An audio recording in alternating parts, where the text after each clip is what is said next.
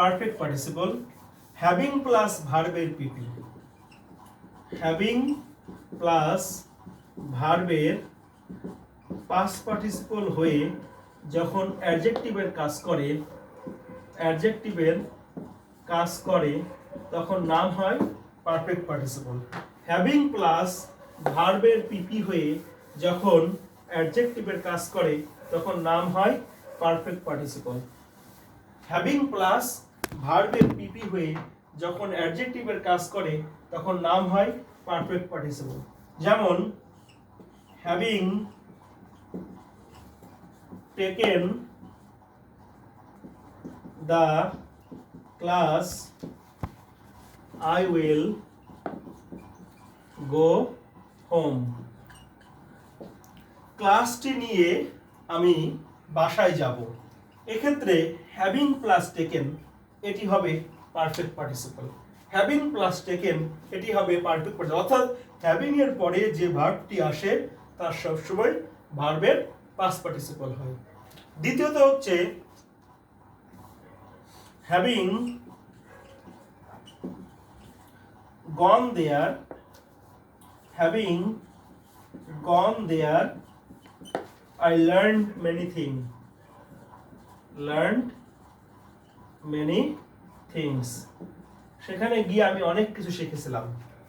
Having গন, having এর পরে go and গন, অর্থাৎ হ্যাভিং প্লাস ভার্বের পিপি হয়ে যখন এটা অ্যাডজেক্টিভ, টোটাল অংশটা অ্যাডজেক্টিভ ফ্রেজ হিসেবে কাজ করছে, টোটাল অংশটা অ্যাডজেক্টিভের কাজ করেছে, কারণ এর পরে এটা প্রোনাউন আছে, এখানে প্রোনাউন আছে, টোটাল অংশটা অ্যাডজেক্টিভের কাজ করেছে। অর্থাৎ যখন অ্যাডজেক্টিভের কাজ করে তখন তার নাম হয় পারফেক্ট পার্টিসিপল। এখানে একটা বিশেষ নিয়ম প্রযোজ্য যে পারফেক্ট পার্টিসিপলের পরিবর্তে প্রেজেন্ট পার্টিসিপল বসানো যায়। অর্থাৎ আমরা হ্যাভিং টেকেনের পরিবর্তে শুধু আমরা লিখতে পারি taking the class I will go home. অর্থাৎ আমরা হ্যাভিং টেকিং লিখতে পারবো না। টেকিং লিখলে শুধু taking the class I will go home. Having gone there এখানে আমরা লিখতে পারি শুধু going there I learn many things. অর্থাৎ নিয়মটি হচ্ছে পারফেক্ট পার্টিসিপলের পরিবর্তে প্রেজেন্ট পার্টিসিপল বসানো যায়। পারফেক্ট পার্টিসিপলের পরিবর্তে প্রেজেন্ট পার্টিসিপল বসানো যায়। তবে হ্যাভিং বসালে অবশ্যই ভার্বের পাস্ট পার্টিসিপল হয়, আর যখন প্রেজেন্ট পার্টিসিপল হয় তখন শুধুমাত্র ভার্ব প্লাস আইএনজি বসাতে হয়। আমরা ইতোমধ্যে প্রেজেন্ট পার্টিসিপল, পাস্ট পার্টিসিপল এবং পারফেক্ট পার্টিসিপল শেষ করেছি। এখানে আমাদের ইনফিনিটিভ অংশ বাদ রয়েছে। তার আগে আমাদের যে কোশ্চেনটা পরীক্ষায় আসে সেটা আমাদের একটু যাচাই করে নেওয়া দরকার, যে জিরান্ড হচ্ছে নাউনের কাজ করে, পার্টিসিপল হচ্ছে অ্যাডজেক্টিভের কাজ করে। কিন্তু পরীক্ষার সময় এমন কিছু এক্সাম্পল আসে যেখানে আমরা কনফিউজড হয়ে যাই যে এটি জিরান্ড নাকি পার্টিসিপল। আর ক্লাসের শুরুতেই আমি একটি পার্টিসিপলের ব্যতিক্রম এক্সাম্পল দেখাইছিলাম যে অক্সিলারি ভার্ব বাদ দিয়ে ভার্ব প্লাস আইএনজি এবং ভার্বের পিপি এগুলো সবসময় পার্টিসিপল বা অ্যাডজেক্টিভের কাজ করে। এখন আমি কতগুলো এক্সাম্পল করতে দিব এবং সেখানে একটা শর্টকাট শেখাবো যে কোনটা জেরান্ড কোনটা পার্টিসিপল আমরা সহজে নির্ণয় করতে পারি। আমরা সবাই বিষয়টি একটু মনোযোগ দিয়ে দেখব। আপনারা সবাই বিষয়টি ভালো করে শিখে নেবেন যে অনেক সময় আমরা পরীক্ষার হলে আমাদের এই নিয়ম আমরা কাজে লাগাতে পারি না। অনেক সময় কমন সেন্স আমাদের অনেকটা উপকার করে এবং কতগুলো শর্টকাট আমাদের সহযোগিতা করে, সে বিষয়টি এখন আমি দেখাবো। যেমন I saw a waiting train। এক্ষেত্রে এই ওয়েটিংটা জিরান্ড হবে না পার্টিসিপল হবে। অর্থাৎ আমরা জিরান্ড এবং পার্টিসিপল নির্ণয় এখানে শিখব। জিরান্ড এবং পার্টিসিপল নির্ণয় এখানে আমরা শর্টকাটের ব্যবহার শেখাবো। এরপর 2 নম্বর হচ্ছে he is in the shopping mall। He is in the shopping mall। এক্ষেত্রে শপিংটা জিরান্ড হবে না পার্টিসিপল হবে।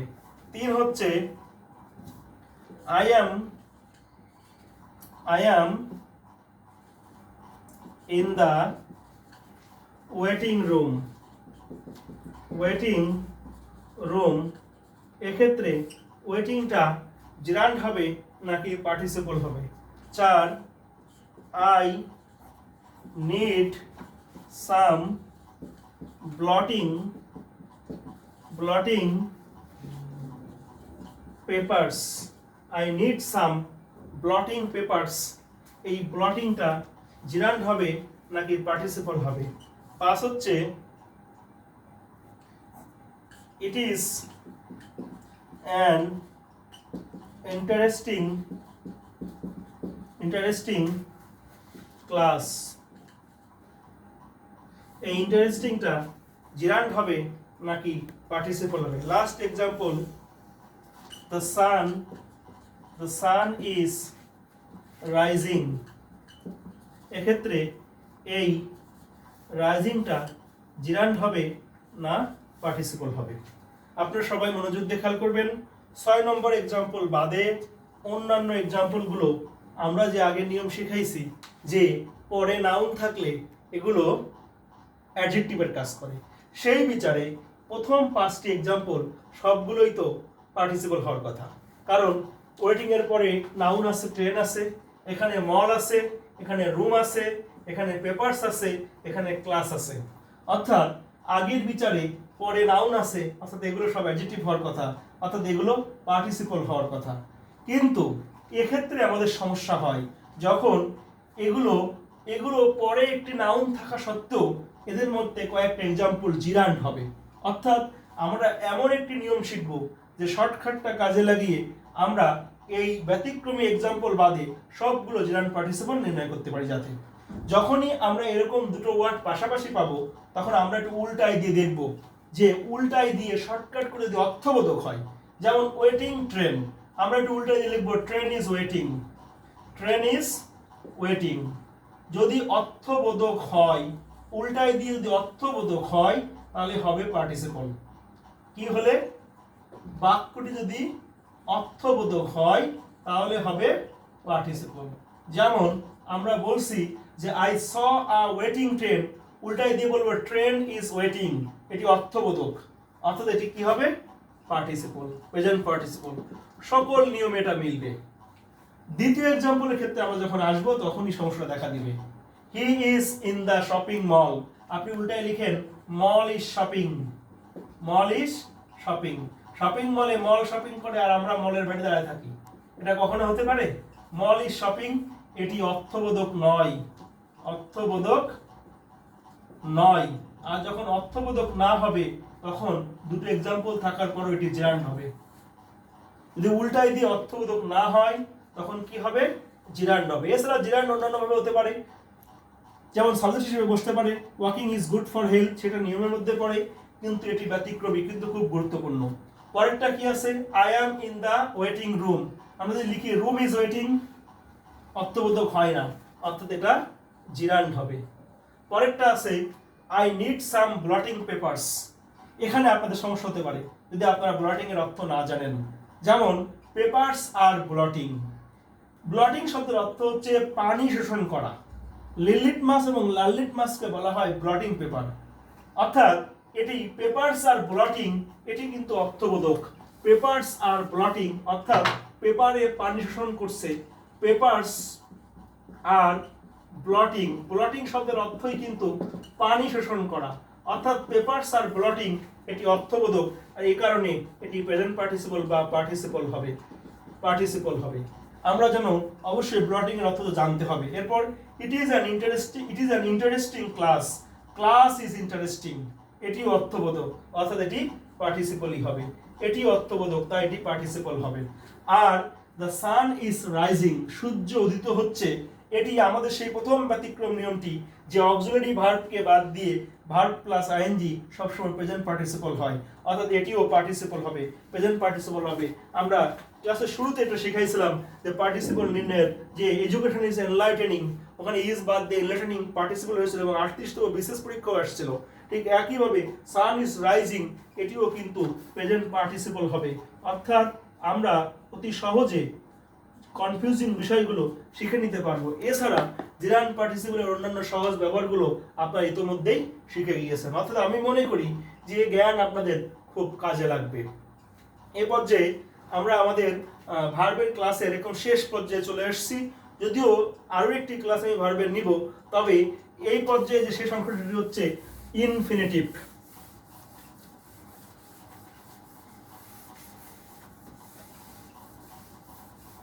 ইনফিনিটিভ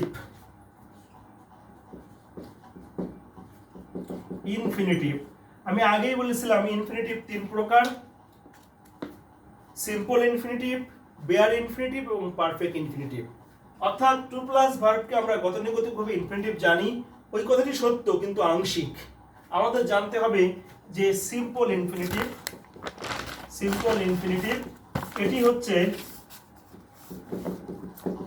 টু প্লাস ভার্ব হয়ে, যেটাকে আমরা ইনফিনিটিভ বলি সেটাই মূলত simple infinitive. To plus verb হয়ে লক্ষ্য বা উদ্দেশ্য বোঝালে, টু প্লাস ভার্ব হয়ে লক্ষ্য বা উদ্দেশ্য বোঝালে নাম হয় সিম্পল ইনফিনিটিভ। যেমন I need money to buy a car, এক্ষেত্রে টু বাই এটি simple infinitive, non finite verb হিসেবে কাজ করছে। এই বাক্যে মেইন ভার্ব হচ্ছে নিড, অর্থাৎ টু বাই ইনফিনিটিভ হিসেবে কাজ করেছে, এটার নামই সিম্পল ইনফিনিটিভ। বাংলা অর্থ তে বোঝায়, উদ্দেশ্য করতে। He wants to help me, সে আমাকে সাহায্য করতে চায়। এক্ষেত্রে এই যে টু হেল্প মি এটি হচ্ছে সিম্পল ইনফিনিটিভ। আমরা এই সিম্পল ইনফিনিটিভকে ইনফিনিটিভ বলে জানি, কিন্তু ইনফিনিটিভের আরো দুটি নিয়ম আছে, সেটা আমাদেরকে মনোযোগ দিয়ে খেয়াল করতে হবে। পরবর্তী নিয়ম হচ্ছে বেয়ার ইনফিনিটিভ।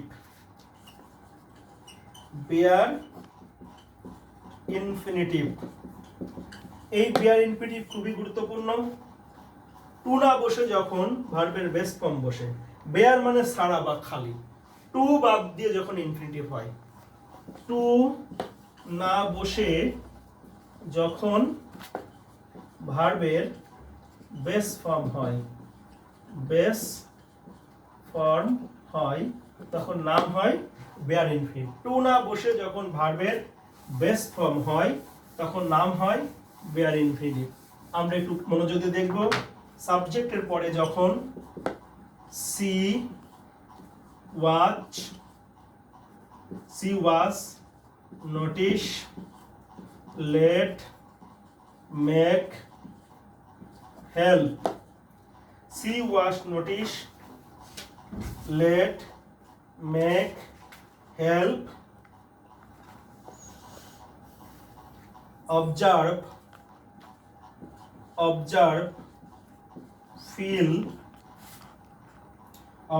ফিল এবং হেয়ার, এই ভার্বগুলো আসে এবং এই ভার্বগুলো সব অ্যাক্টিভ ভয়েসে থাকবে। অ্যাক্টিভ ভয়েস থাকবে এখানে। এর পরে যখন আরেকটি ভার্ব আসবে, পরের ভার্বের পূর্বে টু বসবে না, অর্থাৎ এই ভার্বগুলোর পরে আরেকটি ভার্ব আসলে সেই ভার্বটিকে বেয়ার ইনফিনিটিভ করতে হবে। এই ভার্বগুলোর পরে আরেকটি ভার্ব আসলে সেই ভার্বগুলোকে বেয়ার ইনফিনিটিভ করতে হবে। আমরা এক্সাম্পল দেখলে ক্লিয়ার হয়ে যাব, এবং সেটা অবশ্যই অ্যাক্টিভ ভয়েসে। কোন ভয়েসে? অ্যাক্টিভ ভয়েসে। যেমন I saw him go or to go, এক্ষেত্রে অবশ্যই গো হবে। I saw him go. এরপর he made me to do or he made me do or to do it, এক্ষেত্রে ডু হবে। এরপর আরেকটি এক্সাম্পল আমরা লিখতে পারি, I feel my heart beat, অথবা I feel my heart beat অথবা মাই হার্ট টু বিট, এক্ষেত্রে আমরা বিট হবে I feel my heart beat. অর্থাৎ এই এক্সাম্পলগুলোর ক্ষেত্রে বেয়ার ইনফিনিটিভ বসে। তবে অবশ্যই অ্যাক্টিভ ভয়েসে, যদি প্যাসিভ ভয়েস হয় সেক্ষেত্রে আমাদের কিন্তু ইনফিনিটিভ বসাতে হবে। যেমন হি made me do it, he made me do it. এই বাক্যটিকে যখন আমরা প্যাসিভ ভয়েস করব কি হবে? I was made to do ইট। অর্থাৎ প্যাসিভ ভয়েসে অবশ্যই আবার ইনফিনিটিভ করতে হবে। অর্থাৎ এই বেয়ার ইনফিনিটিভের নিয়মটি প্যাসিভ ভয়েস, লেটের ক্ষেত্রে ব্যতিক্রম নিয়ম, লেটের ক্ষেত্রে এই নিয়মটি প্রযোজ্য হবে না, অ্যাক্টিভ প্যাসিভের নিয়মটি। তবে অন্যগুলোর ক্ষেত্রে প্যাসিভ ভয়েসে আবার ইনফিনিটিভ করতে হবে। যেমন I saw him go, I saw he was seen to go by me. এক্ষেত্রে প্যাসিভ ভয়েস করতে গেলে কিন্তু আবার টু গো লিখতে হবে। অর্থাৎ নিম্নোক্ত ভার্বগুলো, উপরোক্ত ভার্বগুলোর ক্ষেত্রে সি, ওয়াজ, নোটিশ, এই ভার্বগুলো যে টেন্সে থাকুক না কেন, যখন অ্যাক্টিভ ভয়েস করা হবে তখন এদের ক্ষেত্রে বেয়ার ইনফিনিটিভ হবে। যখন এদেরকে প্যাসিভ ভয়েসে আমরা ট্রান্সফর্ম করব তখন অবশ্যই এদের ক্ষেত্রে আমাদেরকে আবার ইনফিনিটিভ, সিম্পল ইনফিনিটিভ করতে হবে, টু প্লাস ভার্ব লিখতে হবে। আমরা একদম ইনফিনিটিভের শেষ পর্যায়ে চলে আসছি, সেটি হচ্ছে পারফেক্ট ইনফিনিটিভ। এই নিয়মটি খুবই গুরুত্বপূর্ণ, পারফেক্ট ইনফিনিটিভ। আমরা অনেকেই পারফেক্ট ইনফিনিটিভ জানিই না। পারফেক্ট ইনফিনিটিভ, পারফেক্ট ইনফিনিটিভ এটা আমাদেরকে খুব ভালো করে বুঝতে হবে। টু হ্যাভ প্লাস ভার্বের পিপি, টু হ্যাভ প্লাস ভার্বের পাস্ট পার্টিসিপল, এটাকে বলা হয় perfect infinitive. To have plus ভার্বের পাস্ট পার্টিসিপল, এটা আমাদেরকে খুব ভালো করে শিখতে হবে যে পারফেক্ট ইনফিনিটিভ থেকে বিভিন্ন চাকরির পরীক্ষায় কোশ্চেন আসে। আমরা অনেকেই ধরতে পারি না, আমরা বুঝতেই পারি না যে পারফেক্ট ইনফিনিটিভ কোন ক্ষেত্রে হবে। যদি প্রেজেন্ট টেন্সের কোনো বাক্যে অতীতবাচক শব্দ থাকে, অর্থাৎ বর্তমান টেন্সটি হবে বর্তমান কালের, বর্তমান কালের কোনো বাক্যে অতীতবাচক শব্দ বা ফ্রেজ, অতীতবাচক ওয়ার্ড বা ফ্রেজ থাকলে, অর্থাৎ বাক্যটি থাকবে প্রেজেন্ট টেন্সে, ওই বাক্যে এমন একটি শব্দ থাকবে যেটি অতীতবাচক, সেক্ষেত্রে পারফেক্ট ইনফিনিটিভ হবে। অর্থাৎ প্রেজেন্ট টেন্সের বাক্যে অতীতবাচক শব্দ বা ফ্রেজ থাকলে সেক্ষেত্রে পারফেক্ট ইনফিনিটিভ বসে। যেমন বলা হলো,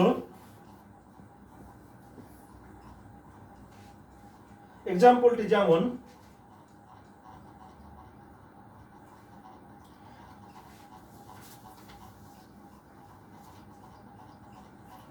I am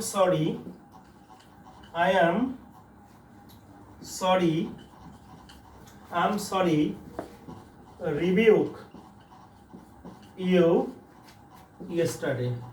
I am sorry, rebuke you yesterday. এই বাক্যটি 17তম বিসিএস পরীক্ষায় এসেছিল, 17তম BCS. I am sorry, rebuke you yesterday.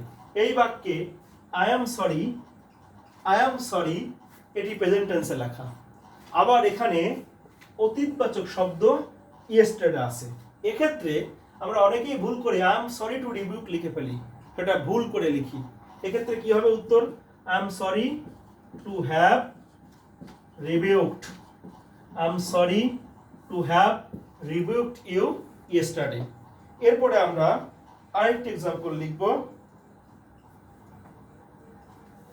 The Parthenon, এটি 26তম বিসিএস আসছিল, 26তম BCS.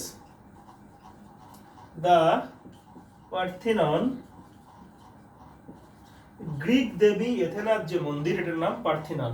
The Parthenon is set erect in the age of Pericles, in the age of Pericles। আজ থেকে 2000 বছর আগে পেরিক্লিস পারস্যের রাজা ছিলেন। আমরা বাক্যটি লিখতেছি ইজ সেইড প্রেজেন্ট টেন্সে, আবার in the age of Pericles, অর্থাৎ সেই পেরিক্লিসের আমলে।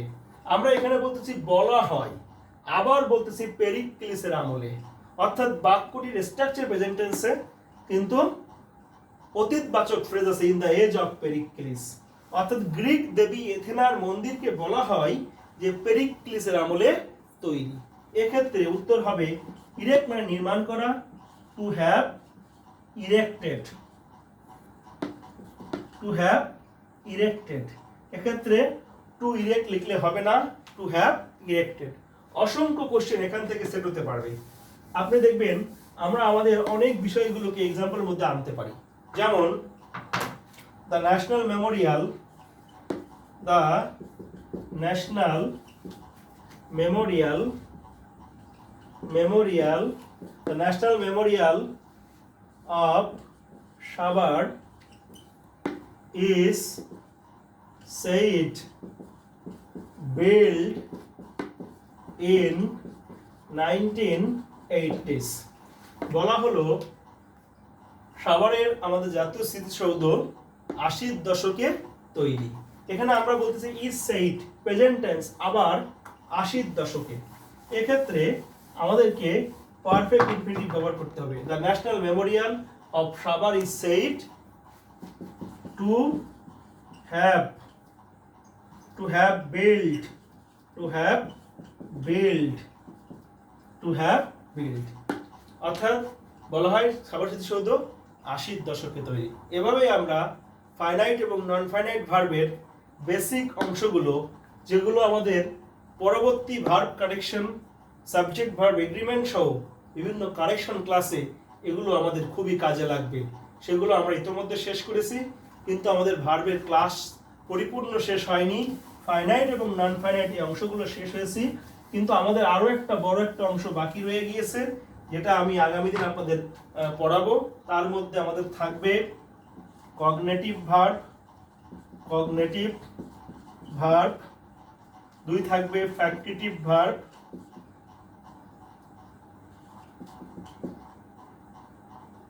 Factitive verb, cognitive verb, factitive verb, quasi passive,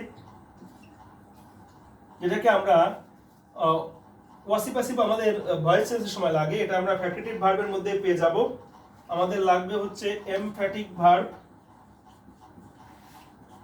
emphatic verb. আমাদের দরকার হবে প্রোভার্ব, প্রোভার্ব। আমরা অনেকে এটা প্রবাদ বাক্য মনে করি, কিন্তু প্রবাদ বাক্যের মাঝখানে কখনো হাইপেন থাকে না, এটা একটি বিশেষ টাইপের ভার্ব। এখান থেকে বিশেষ পরীক্ষায় কোশ্চেন এসেছে বা অন্য চাকরির পরীক্ষায় কোশ্চেন এসেছে। আমাদের আরো লাগবে পজিটিভ ভার্ব, পজিটিভ ভার্ব, এবং 6তে থাকবে কপুলেটিভ ভার্ব, এবং সর্বশেষ আমরা ভার্ব কারেকশন এবং রাইট ফর্মস অফ ভার্বের কিছু গুরুত্বপূর্ণ নিয়ম, এবং 7 আমরা খুব গুরুত্বপূর্ণ হবে সাবজাংটিভ ভার্ব,